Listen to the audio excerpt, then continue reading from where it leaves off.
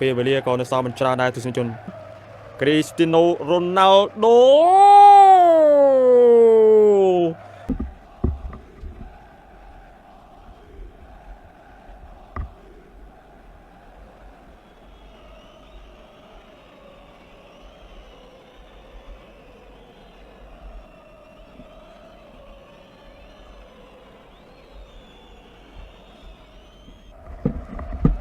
បាទឥឡូវនេះកាត់គ្រាប់បាល់មកគ្រាប់បាត់ហើយអូហូបាទក្រុមបាល់ទាត់អាល់ខ្វាសេបាទឡាយតែទៅមើលគូបាទ PSG បាទដល់កហើយបាទ PSG ក៏មានមកគ្រាប់ដែរ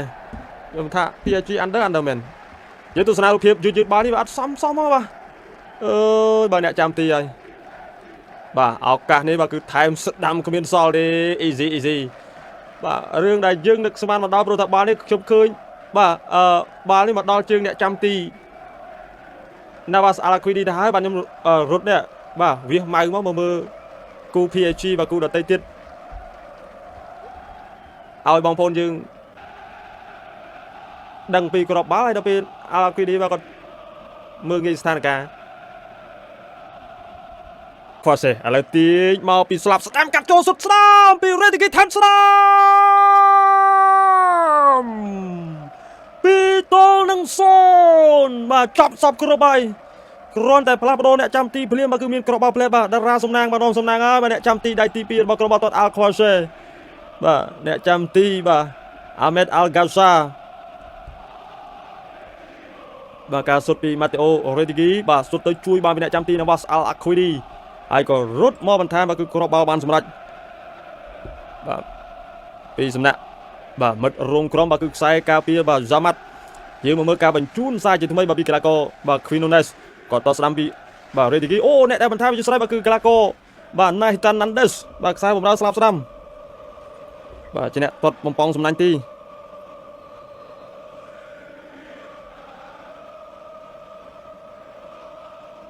3-0អាចគោលអានកិនមកដែរបាទអូអញ្ញាកដៅបដៅបាល់ពេណាទីបាទ Nathan Nandes បាទមើលអូបាទប៉ះដៃបាទប៉ះដៃប៉ុន្តែមិនមែនប៉ះដៃ Nandes ទេបាទគឺប៉ះដៃមិត្តរួមក្រុមរបស់ Nandes អាចទេបាទនេះគឺជាគ្រាប់បាល់ទី958គ្រាប់នៅក្នុងអាជីពហើយក៏ជាគ្រាប់បាល់ទី1បាទនៅក្នុងការប្រកួតនេះបាទដែលធ្វើឲ្យក្រុមបាល់ទាត់ Al Nassr បាទមានសង្ឃឹមនៅក្នុងការតាមស្មើមកវិញបាទប៉ុន្តែយ៉ាងណាបាទពេលវេលាក៏នៅសល់មិនច្រើនដែរទស្សនិកជន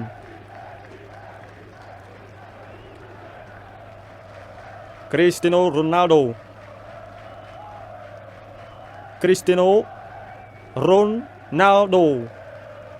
បាទស្ដាប់កញ្ចែលោកមន្ត្រីញ៉ាក្រាលបន្តិចសិន Cristiano Ronaldo 1-2បាទគឺគ្មានសល់ទេបាទបញ្ចប់ទីច្បាស់ណាស់ប៉ុន្តែបាទរយៈមុននោះបាទក៏បាទធ្វើអត់សូវបានល្អដែរបាទតត់ពេលដូចជាអត់ចូលពីប្រកួតជាប់គ្នាបាទនេះអ្នកចាំទីគាត់លោតត្រូវទៀតបាទអ្នកចាំទីដៃទី2កាសាបាទយើងមកមើលការទះទៅផុតដៃអ្នកចាំទីបាទគ្រាប់បាល់ទី958បាទនៅក្នុងអាជីពអូយស្មាតទៅចំគោលដៅ